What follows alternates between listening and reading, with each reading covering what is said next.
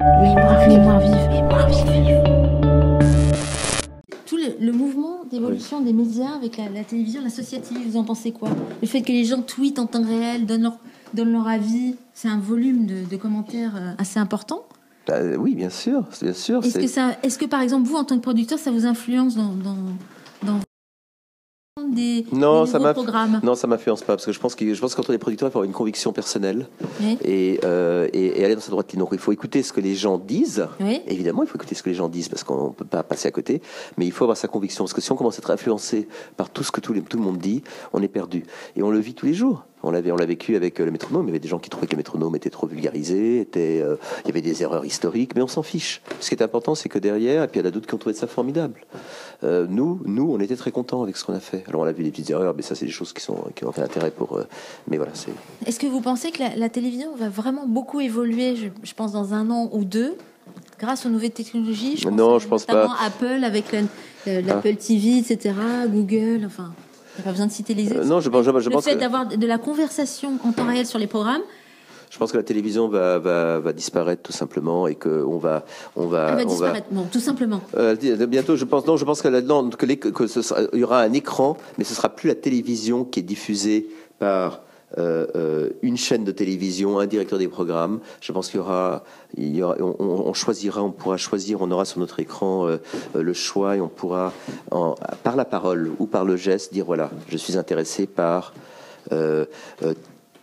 telle personnalité que je vais regarder, ou je veux communiquer avec telle personne ou telle chose. Et je pense qu'on aura du spectacle partout. Mais comment vous allez faire pour attirer l'attention des gens vers du contenu qualifié? Parce que vous faites des programmes culturels notamment. Comment on fait pour intéresser les spectateurs? Il faut les étonner, il faut leur apporter des choses nouvelles, il faut les étonner, parce que c'est les nouveaux spectateurs. Aujourd'hui, on sait que les spectateurs aujourd'hui des chaînes sont des gens qui sont relativement âgés, en tout cas des chaînes, ce qu'on appelle les chaînes historiques, les TF1, les France 2. Vous apprécieront.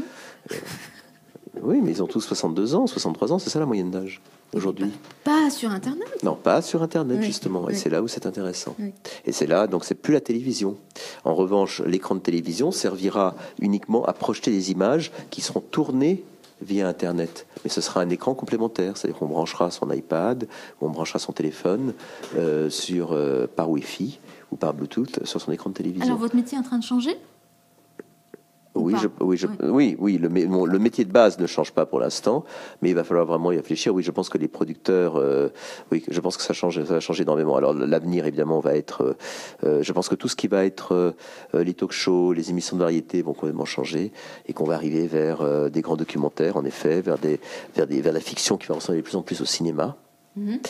Et là, il y aura un effet d'interactivité. Il y aura des gens il y aura des débats, mais on restera. Ce sera l'écriture qui va être important. En fait, Madame Soleil, d'ici combien de temps? Parce que nous, on a l'impression que c'est imminent. Vous diriez quoi? 1 an, 2 ans? Ça va très vite, tout ça. 5 ans. 5 ans. Mais dans 5 ans, oui, 5 ans. Avant, moi, je pense que dans 5 ans, les choses seront très différentes. Non, parce qu'il faut que les gens s'adaptent avec les nouvelles technologies. Et YouTube, par exemple, avec toute leur politique de production de contenu, de mise en valeur de certaines chaînes thématiques, ça vous pose des questions sur le fait bien sûr, mais simplement la seule chose qu'on retrouve, c'est que la qualité n'est pas la même évidemment que la télévision. C'est ça. Maintenant, il va falloir qu'on améliore la qualité. Donc soit il faut trouver des idées formidables et des moyens de production, c'est-à-dire savoir produire, et là tout d'un coup ce sera une révolution. La seule chose qui manque aujourd'hui sur YouTube, c'est la qualité de la production qui est derrière, parce que c'est fait de manière très amateur et très cheap et très rapide. Mais regardez ce qu'on est en train de faire maintenant tous les deux. C'est de grande qualité. Bien sûr, mais ça c'est de la grande qualité, mais Mémoire-vive.tv toujours. Bon, on fait une suite une prochaine fois alors. Ben oui. Mémoire vive.